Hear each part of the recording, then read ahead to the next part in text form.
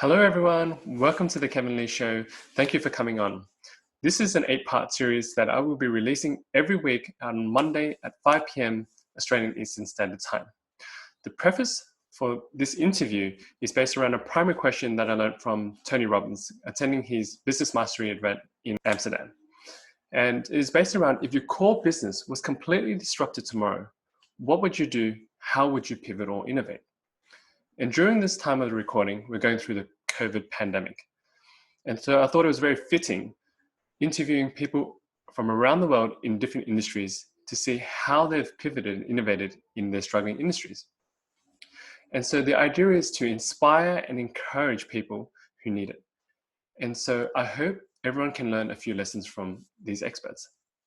I hope you enjoy the show. Thank you. Today, we have Stuart Cook, the previous CEO of Zambrero, an international quick service Mexican restaurant chain.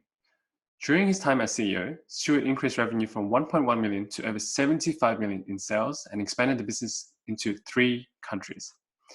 Stuart, along with the founder, developed the Plate for Plate initiative, where every meal sold within a Zambrero restaurant is matched by a meal donated to someone in need. As of December 2019, Plate for Plate provided over 35 million meals. One of Stuart's original investments was in 2011 with the Entourage, which has grown to become Australia's largest entrepreneurship education company. And in 2020, Stuart co-founded Flave in Sydney, Australia, with a mission to make the freshest and tastiest 100% plant-based meal subscription, delivered weekly to your door. Everyone, please help me welcome Stuart. Hey Stuart, how are you doing, buddy? Really good, thanks, Kevin. Lovely to meet you, and thanks for having me. No, it's a pleasure. Thank you so much for jumping on. I've heard so much about you through my friends, and I've been asking them to please get me in an appointment with you, and I'm really thankful for your time. I know you're a busy guy. So I just want to get straight into the backstory of Flave and how is it running at the moment. Please share. Cool.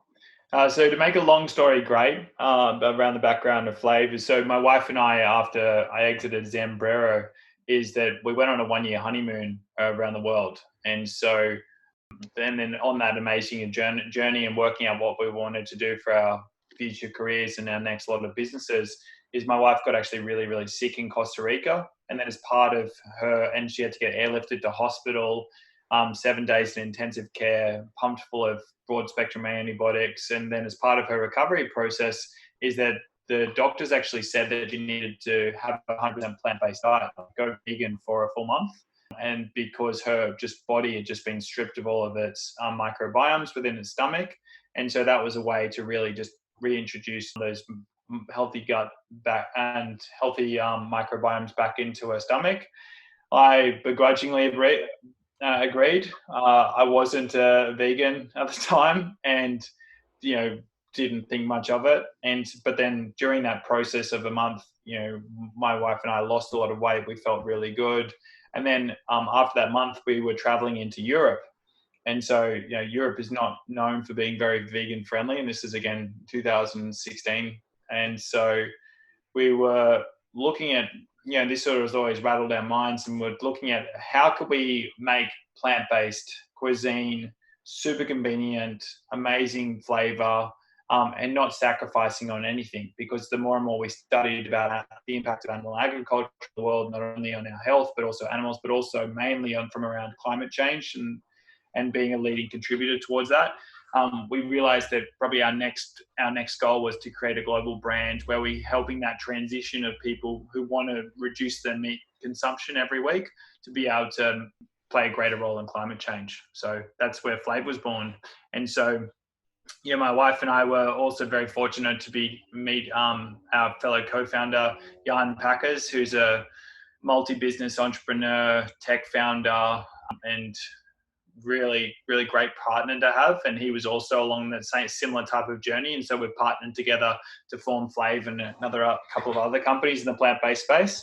Mm-hmm. And so, that leads us today. So our dream is to build 1,000 restaurants, or our dream was to build 1,000 restaurants all around the world. And we just finished a capital raise, and I think it was around March 10th.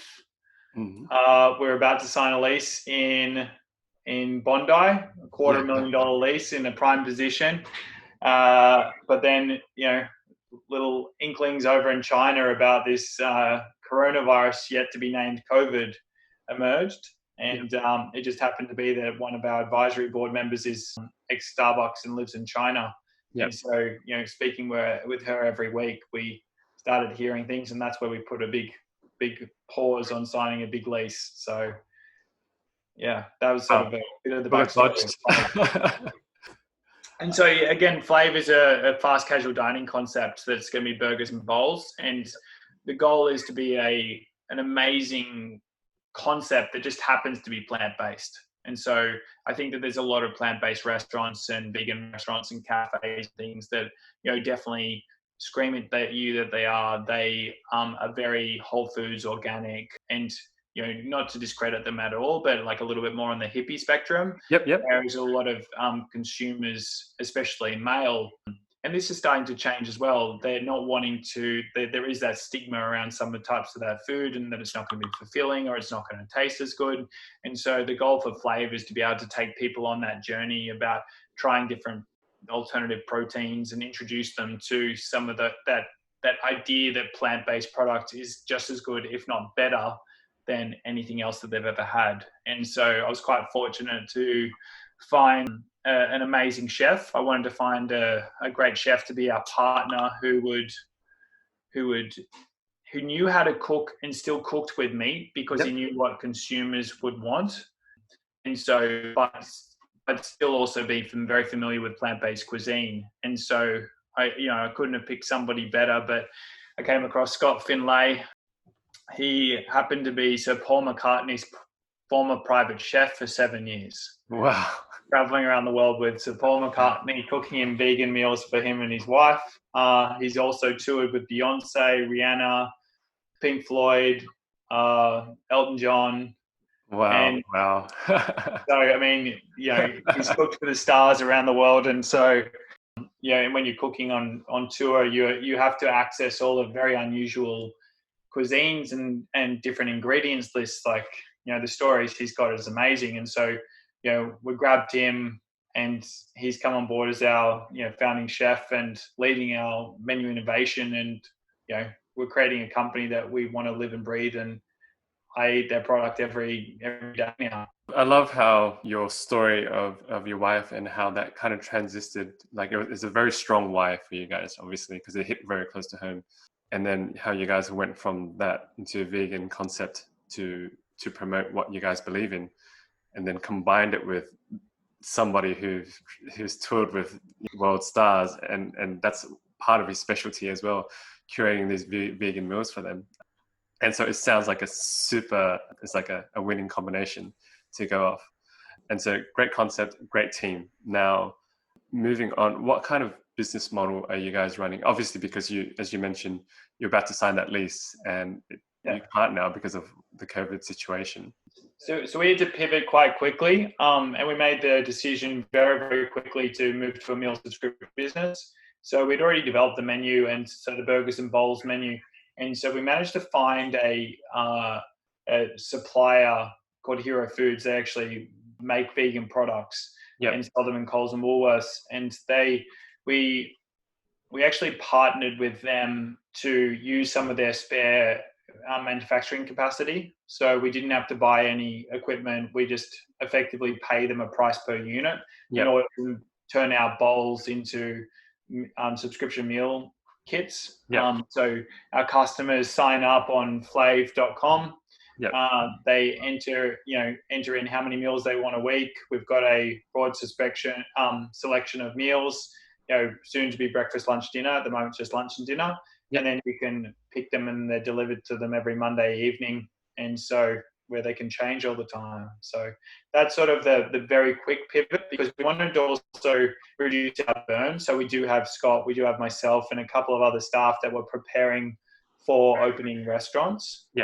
And we still will open restaurants, but the challenging thing is that I think that for restaurants, there's still tough times ahead. I think, we're speaking here in the end of May, mid to end of May, and restaurants are just allowed 10 people to open, but they're also very fortunate that the Australian government pushed them to reduce the rent and landlords getting relief.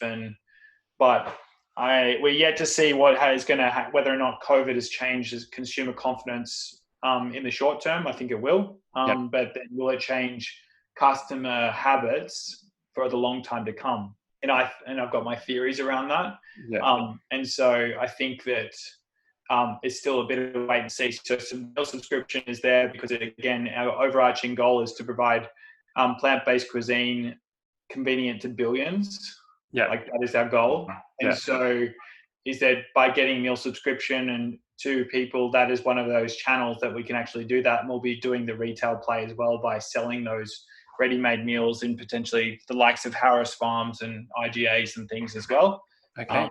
But that's sort of how our pivot happened in the last sort of 6 weeks. Which feels like a lifetime ago.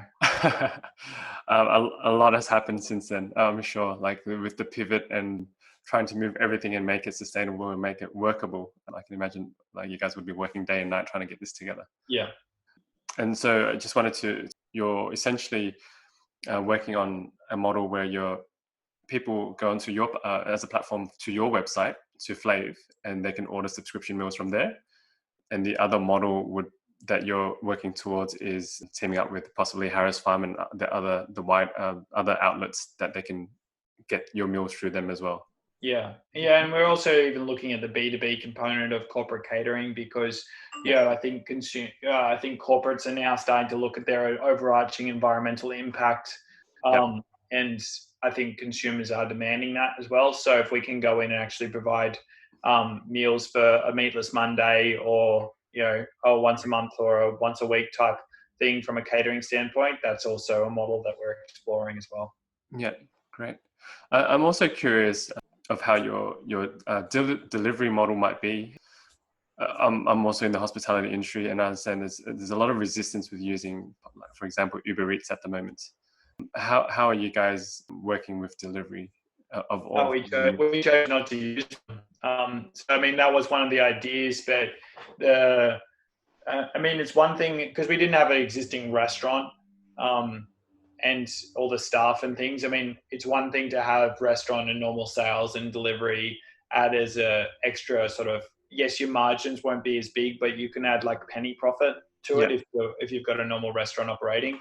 But we decided to go with a meal subscription because there is better margins. We've actually partnered with Oz Harvest. We've partnered with their delivery trucks to be able to use them after hours to take, again, using excess capacity. So again, that's helping a charity earn additional revenue, employ their drivers more when there was definitely some downtime for them. So our goal is to be take advantage of as many resources out there and not have to and be environmentally as conscious as possible.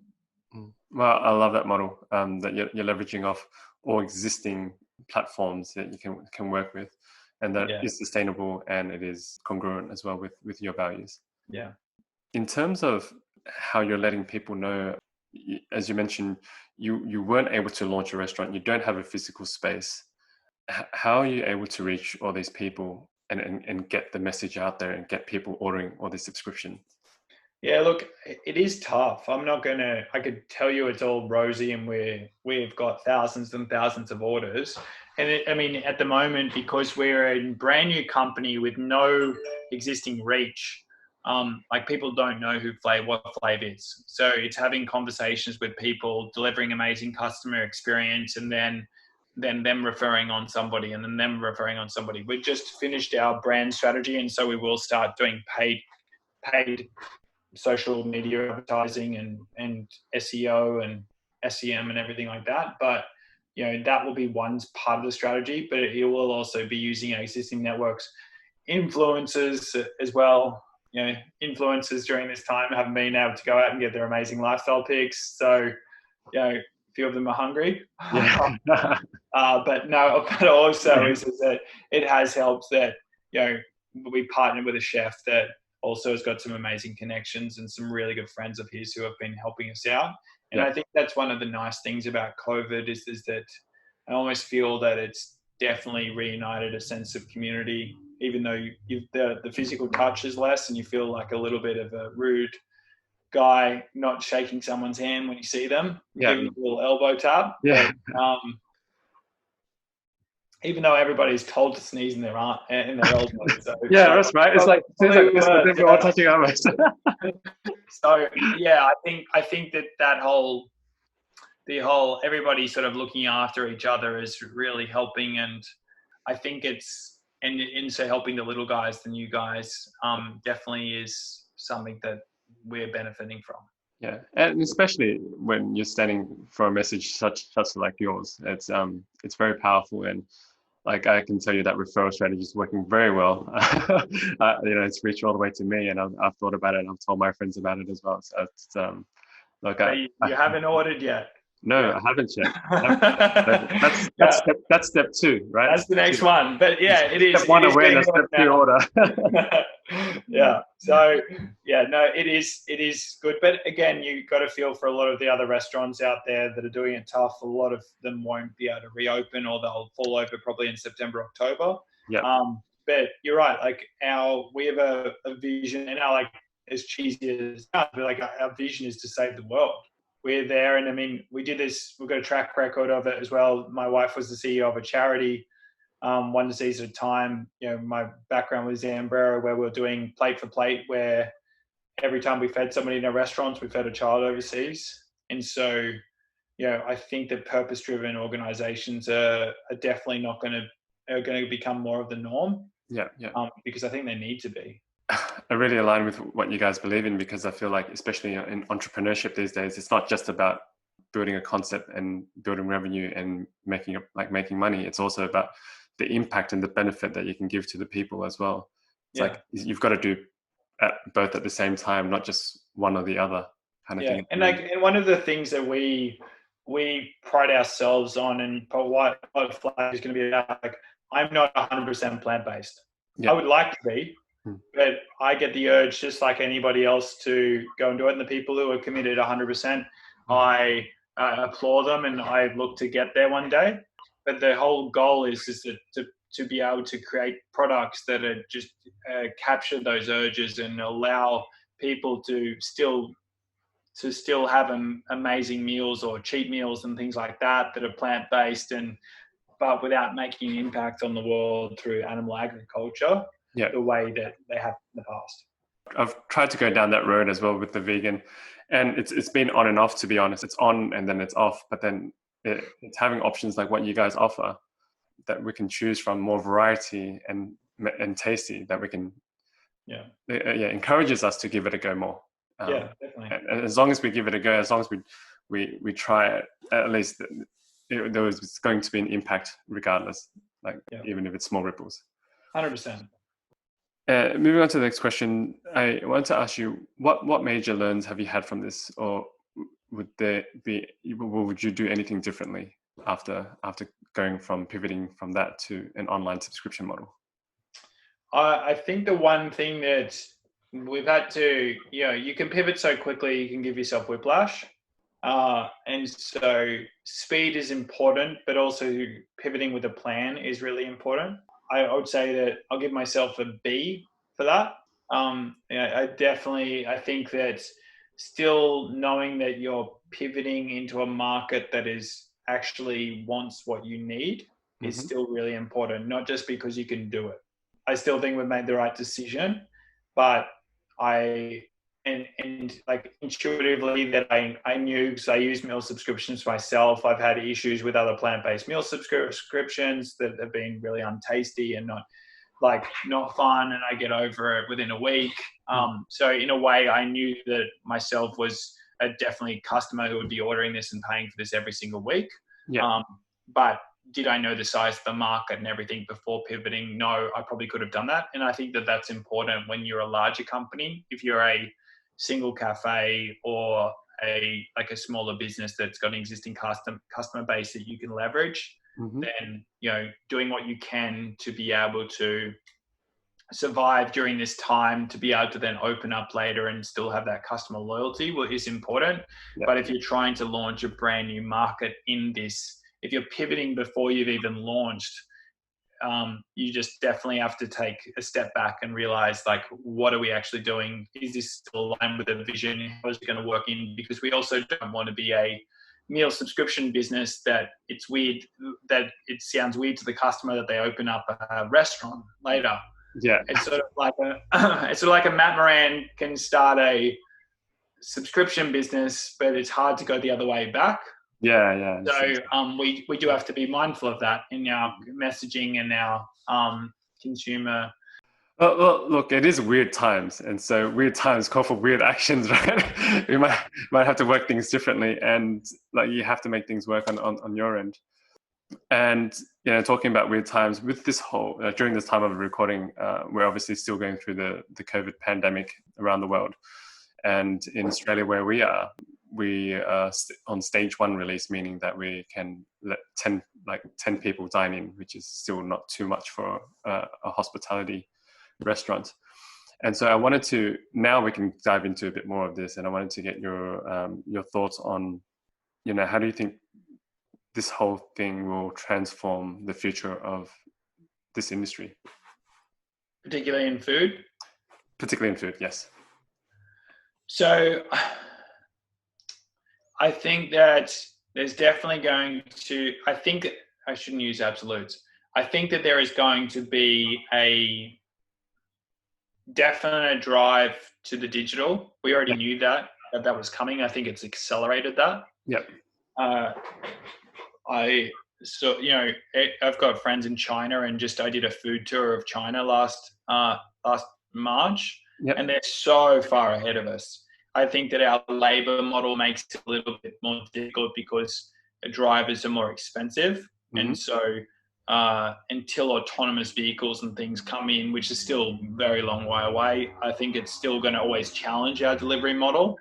And, ghost kitchens and all of those type of things where you don't actually have physical stores or restaurants, but you have more communal kitchens that could then service certain areas, I think will pop up more and more. Mm-hmm. But whether or not they can get the financial model really dialed in, I don't know.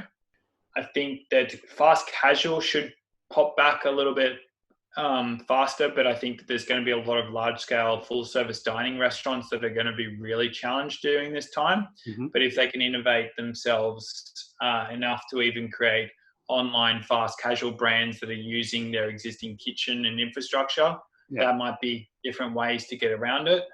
I think that the more, from the ordering and the customer feedback side, I think that people are rediscovering cooking. So I've got a number of friends I'm far too busy at the moment to be discovering cooking. But thankfully, I've got a food subscription business.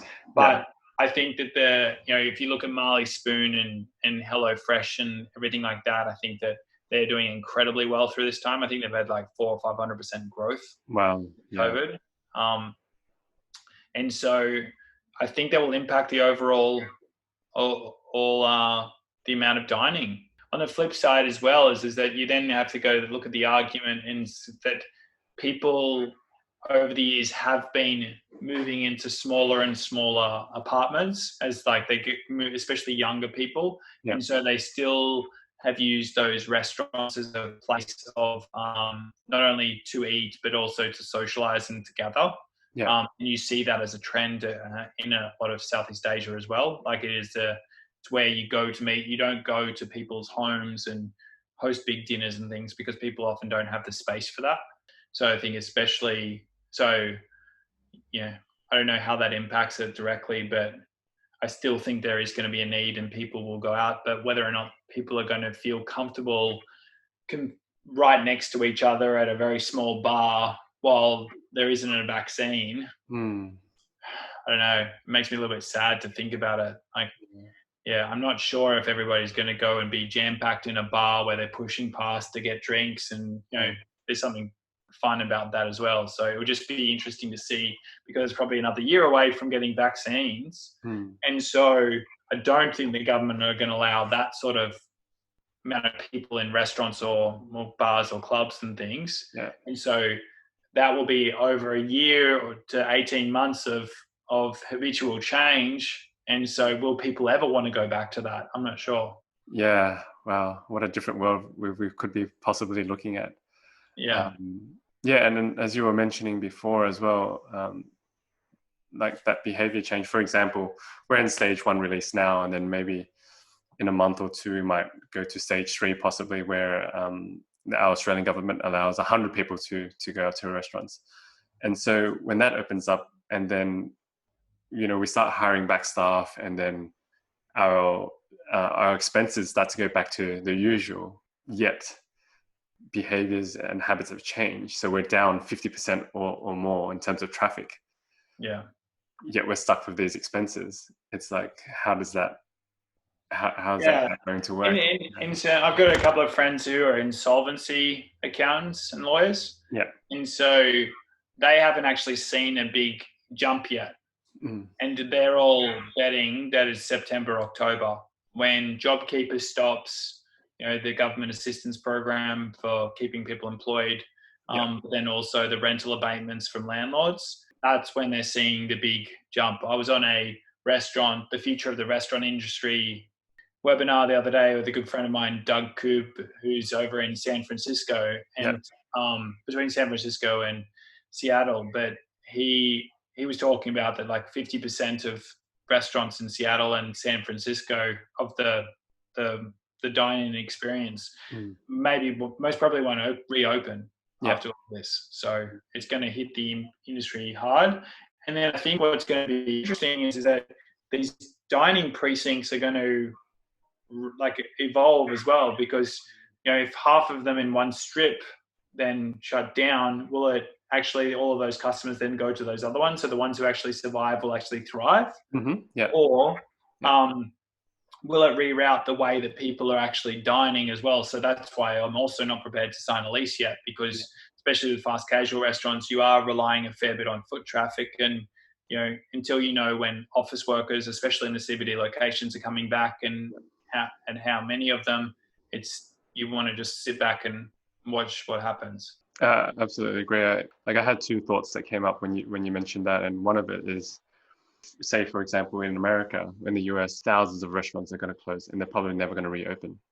Like, they're going to be closed permanently.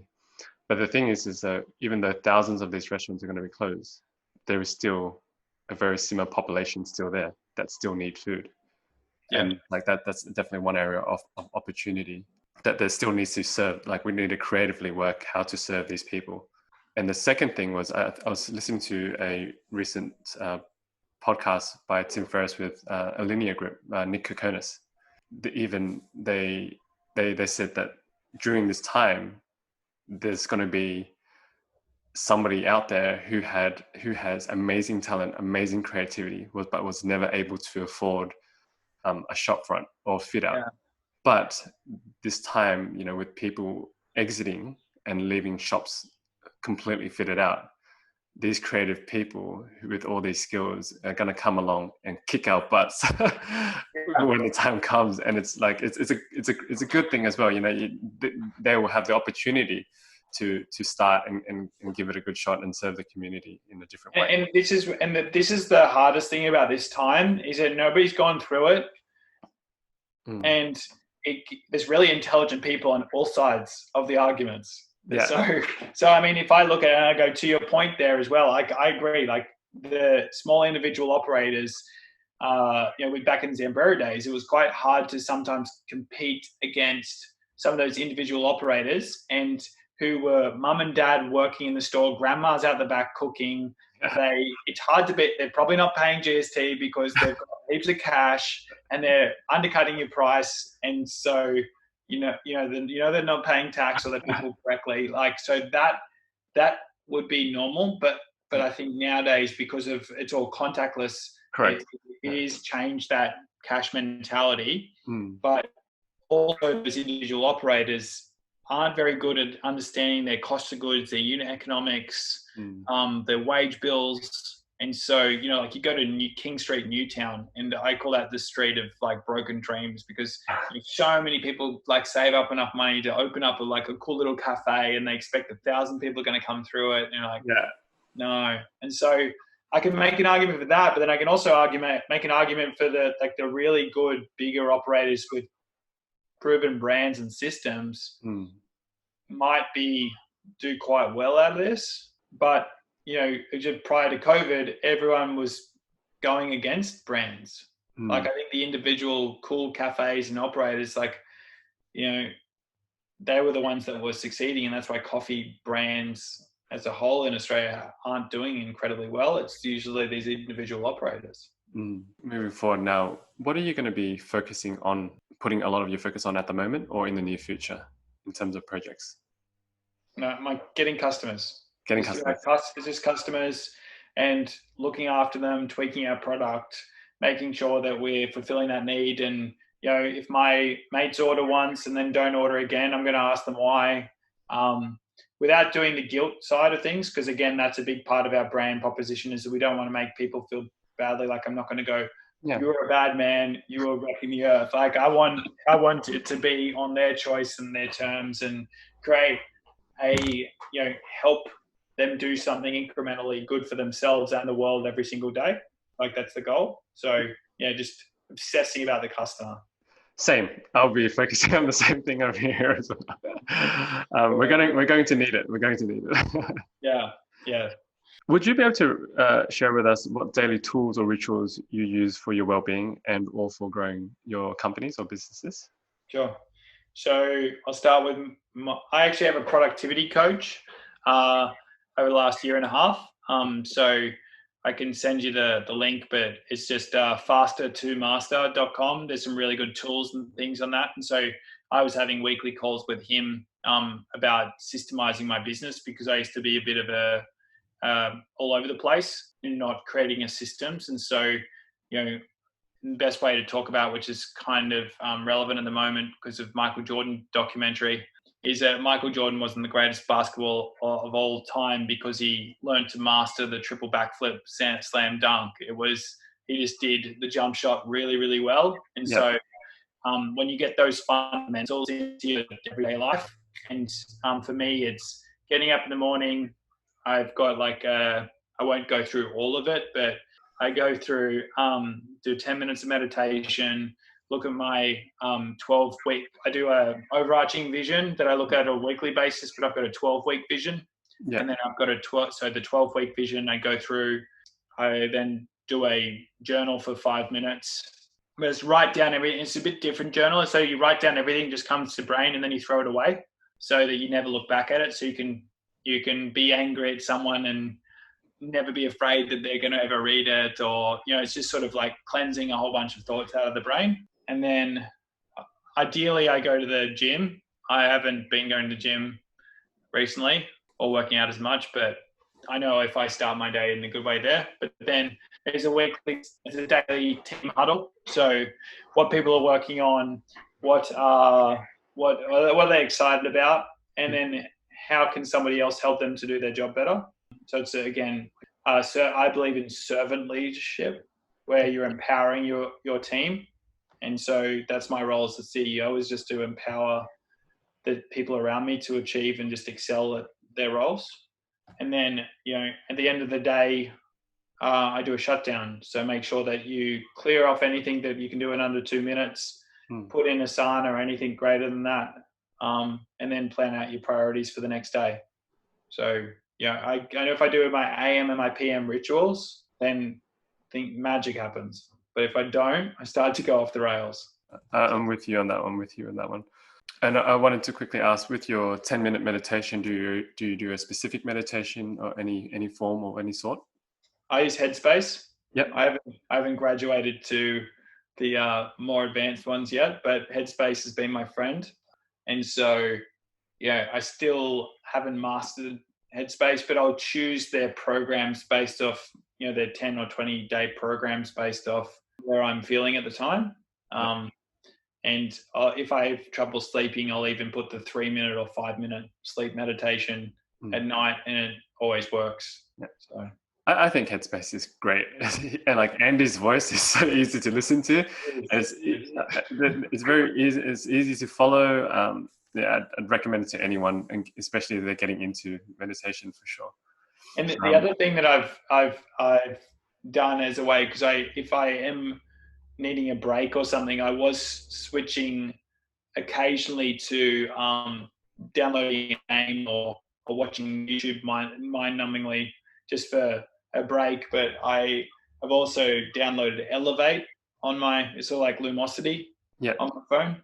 And so just going through the daily 5 minute of that, because that helps me increase my vocabulary and just sort of sharpens my brain a little bit each day as well. Okay.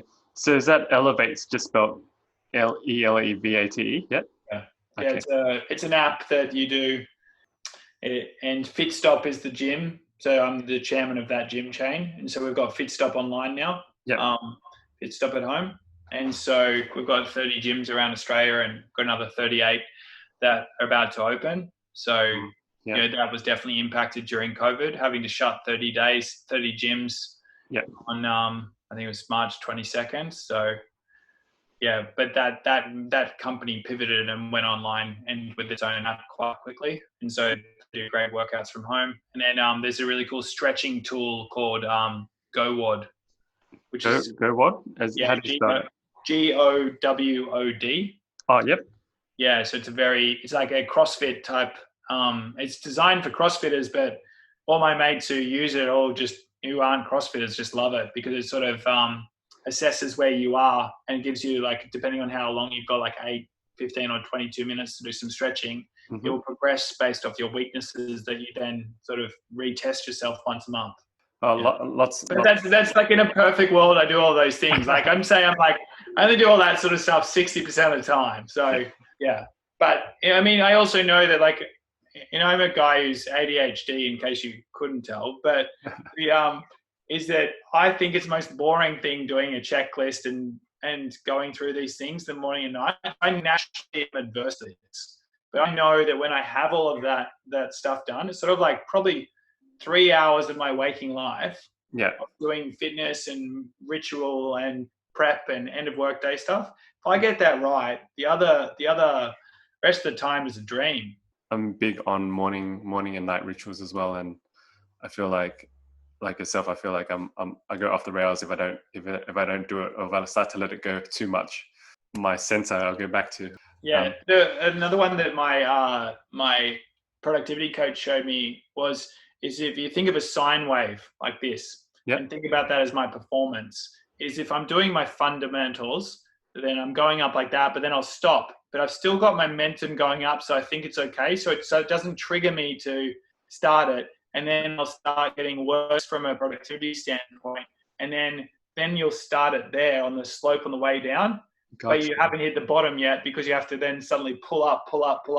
And then you go like this sine wave. So the goal is to keep going so that you keep on getting better and better so that you could build up this momentum. And so I haven't reached that part yet, but I keep on just doing this sine wave. But at least he's identified where my issue is, because I just get bored of it.